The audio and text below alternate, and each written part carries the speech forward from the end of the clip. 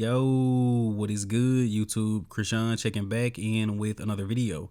Yesterday, Nathan DeAsha won the 2024 Portugal Pro, and he is headed back to the Mr. Olympia. In second place, we had a very good version of William Bonac. Third place, Emir Omoragic. And in fourth place, not in this image, we had Christian Walski.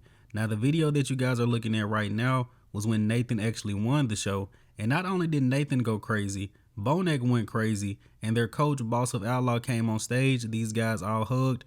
It was a really great moment, and I love to see this in the sport. Whether Nathan won or Bonac won, Team Boss of Outlaw still wins at the end of the day. And I want to take a look at the top 4 call out from the Portugal Pro. Now, even though I did not report on this yesterday, I was able to catch the live stream. And I'll tell you guys this, all 4 of these guys looked a lot better on the live stream than what we're looking at now, but we're still grateful to have this video. Overall, watching the show, I favored Nathan DeAsha. I pretty much figured he was going to win, and he did win with straight first.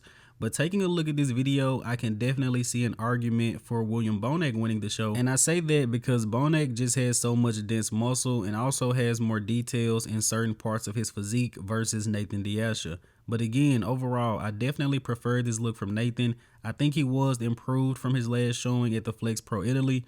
William Bonac, I think he was a touch down from the M Pro Classic. At the M Pro, it seemed like his physique had a lot more pop.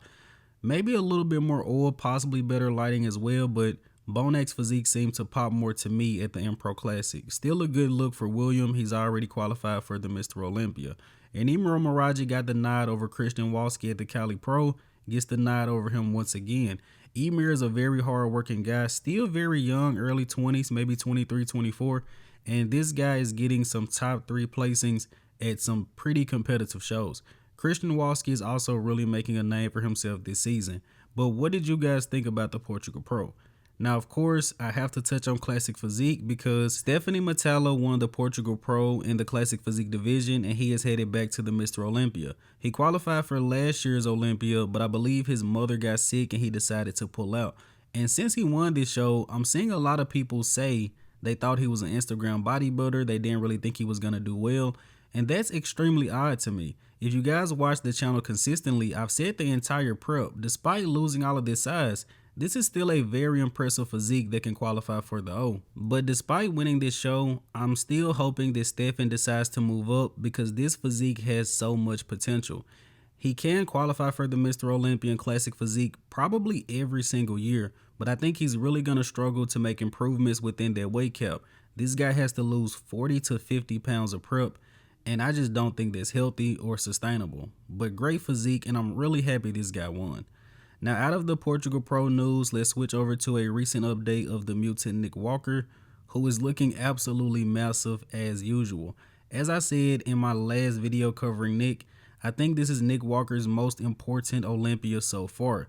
Nick really has to get into that top 3, knock out Samson Dauda to prove he is a threat to that Mr. Olympia title, because we all hear the noise about Nick Walker. He's blocky, he's the fridge, and if Nick is unable to crack that top 3, I'm pretty sure that's only going to get louder. But taking a look at these recent updates from Nick Walker, he got the feedback from the guest posing, the feedback from New York.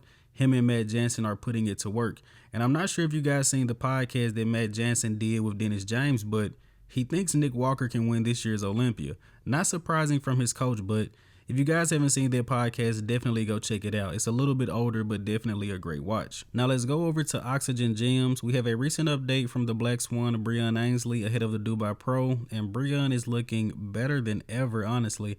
I'm not really sure who else is in the Dubai Pro as far as classic physique, but since Breon got the nod over Urs, the only guys that can take him out as of right now are Chris Bumstead, Wesley Vissers, and Ramon Dino, at least on paper. It seems to me like Breon has been having a ton of fun and also training very hard at Oxygen Gyms with Chris Cormier and Rubiel. I've also seen them take a few pictures with Samson Dauda, but I'm excited to see what he brings to Dubai.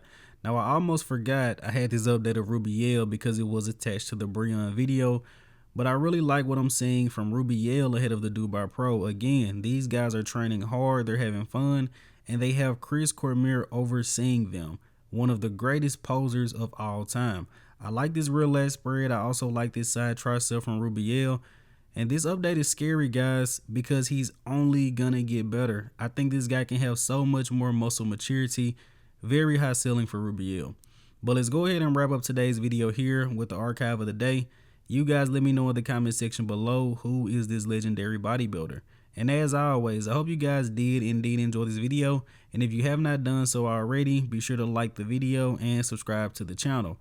And my apologies for the late coverage of the Portugal Pro, but we should be back to our regular scheduled bodybuilding news now.